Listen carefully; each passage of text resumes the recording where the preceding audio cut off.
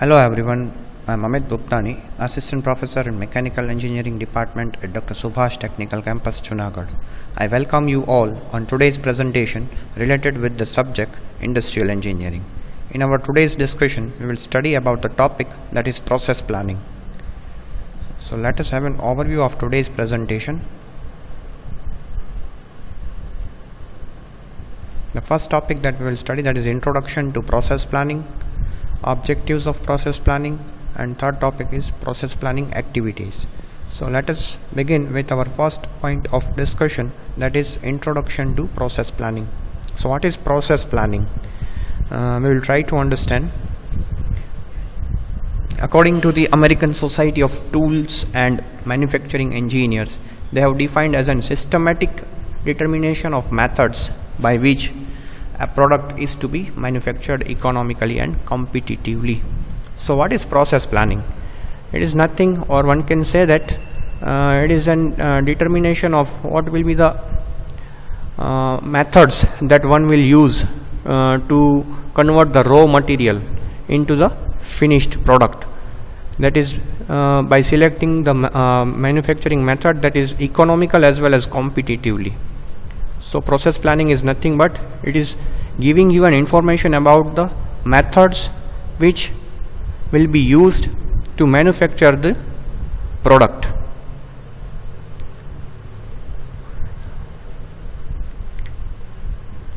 Second topic of discussion, that is objectives of process planning. So what is the objectives? It is used to prepare set of instructions. Means its main objective is to identify the method of manufacturing. Then it will also give you the information, what should be the sequence of operation, what should be the tools that they will have to select. So these all are the objectives. So first is to prepare a set of instructions that describes how to manufacture the product and its part. So it will give you an information how to produce the finished product, what should be the steps, what should be the instructions that one needs to follow while doing the production of the part. So all the detailed information process planning will be giving you.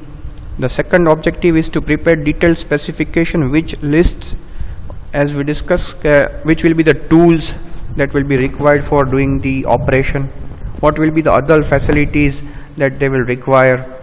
So those all the details, all the specifications will be listed in the process planning. Then third objective, to prepare functional requirement of the product. What function that product is supposed to be performing or giving, that functional requirement of the product. So for that, what are the things that are required, what are the tools that are required, and in what quantity that parts have to be produce, those all informations. And finally the calculating the cost for manufacturing, what will be the cost for manufacturing that product.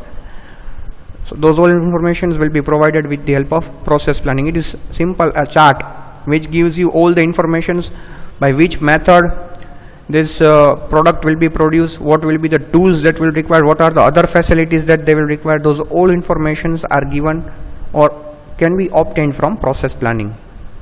We will understand this with an figure. What are the activities that process planning involves?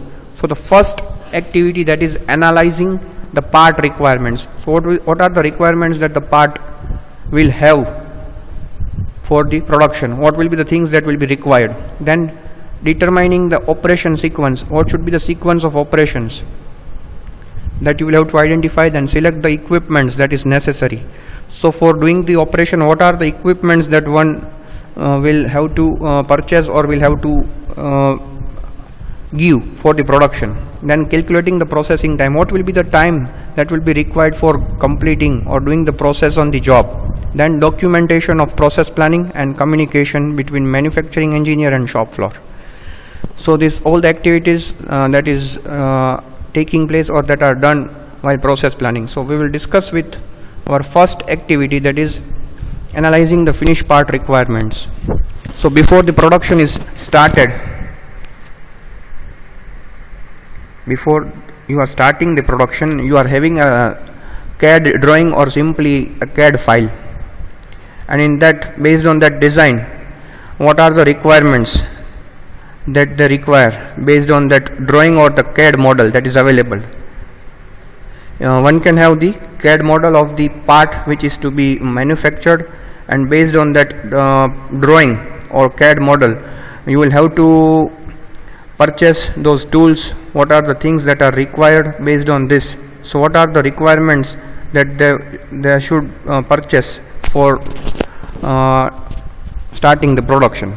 So based on that design or the drawing of the part, then based on features and dimensions and tolerance specification, the corresponding processing requirements are identified. So there are some tolerances that must be considered, and based on that features, based on the things what are required, the corresponding things are identified. So what will be the things that will be required for doing the production or doing the process?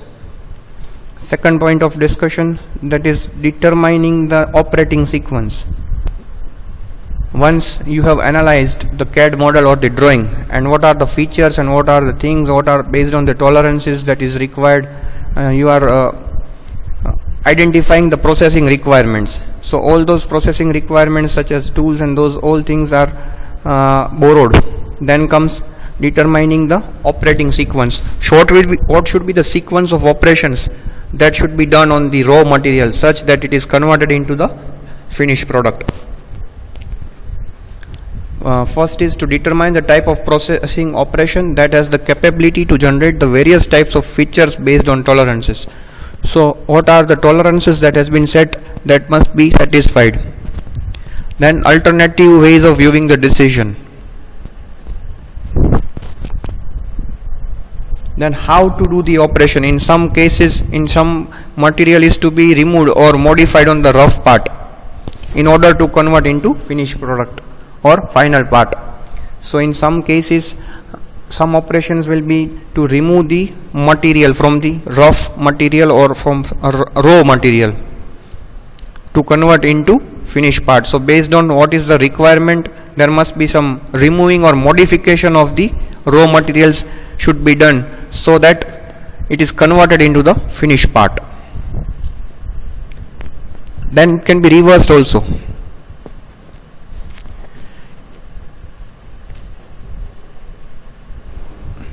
Third activity of process planning, select the equipments.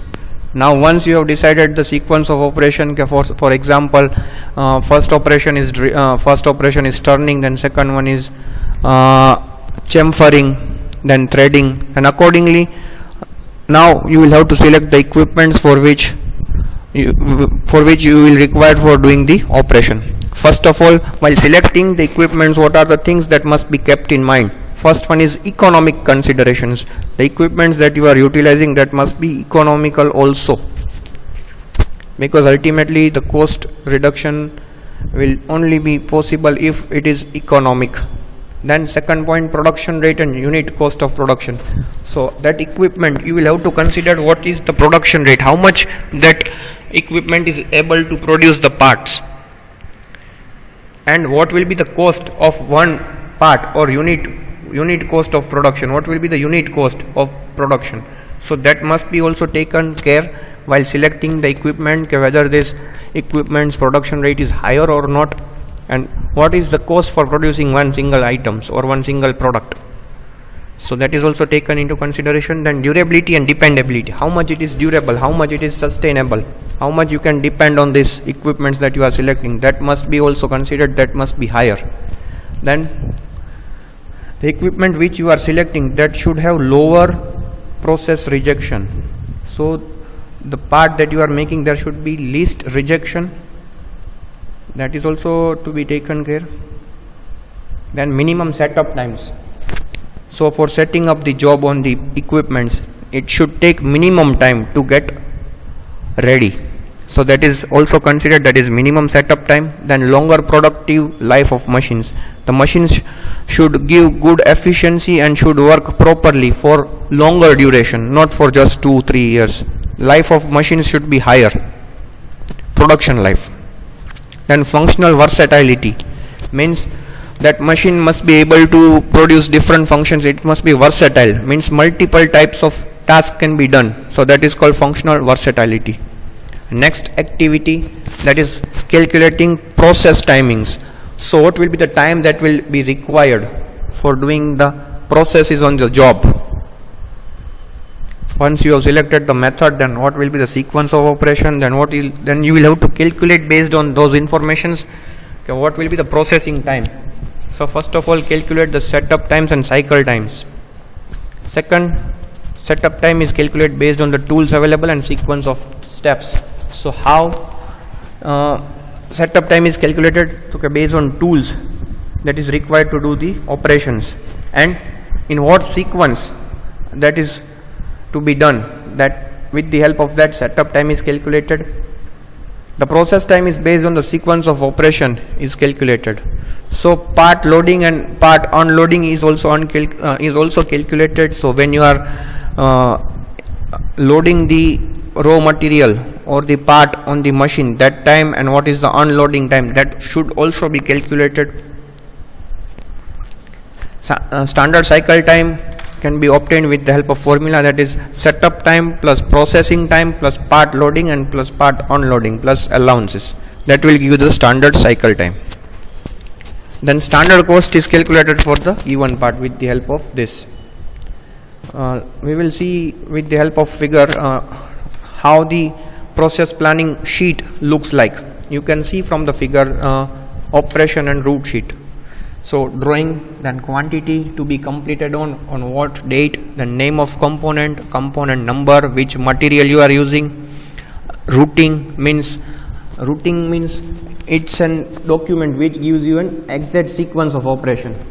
In routing you can get an exact sequence of operation which is required for the job to be completed. So what will be the sequence to be done on that particular raw material, such that it can be completed. Then on what machine you are doing, then operation number, operation description, for example which operation you are doing, turning operation, knurling operation, tools which are required, V tool, side cutting tool, fixtures, jaw, chuck, setup time, operation time and total time. This sheet will give you all the informations. What is the operation that is required, what will be the number of operations, what are the tools that are required, what are the fixtures and accessories that are used, what is the setup time. All the information you can obtain with this process planning. Next is route sheet. Route sheet is nothing but it will give you the exact sequence of operations that are needed to complete the job. So the first point in route sheet is part identification, on which part or which part you have to do. Then description of processing steps in each operation. Third, operation sequence and machine, on which operations you have to do and on what machines or on which machines. Then standard setup time and cycle time. Next topic is reasons for documentation. Why the documentation is required? It is but obvious to have a record how the part is processed. With the help of sheet you can get, or you can also use it for the future plans of the jobs having similar designs or similar requirements. That's why the record or documentation is required for future plans and for the jobs or the parts having similar design requirements. You can easily take from the documents that you have made. Then for providing record of future job quotation, cost estimation and standard costing time. Then to act as a means of communication. So documentation is very important.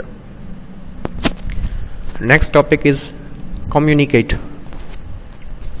So communicate the manufacturing knowledge to the shop floor. Manufacturing manager or whoever is responsible, they can easily communicate with the shop floor workers and pass on the manufacturing knowledge to those workers, which will be beneficial to ensure that the route sheet is followed properly. So what this communication helps, the manufacturing engineer or the manufacturing manager, it will take care that the route sheet is followed according to the sequence or not. to maintain high quality in manufacturing. Okay, that's it about today's presentation. I hope this would have helped you to understand. Thank you.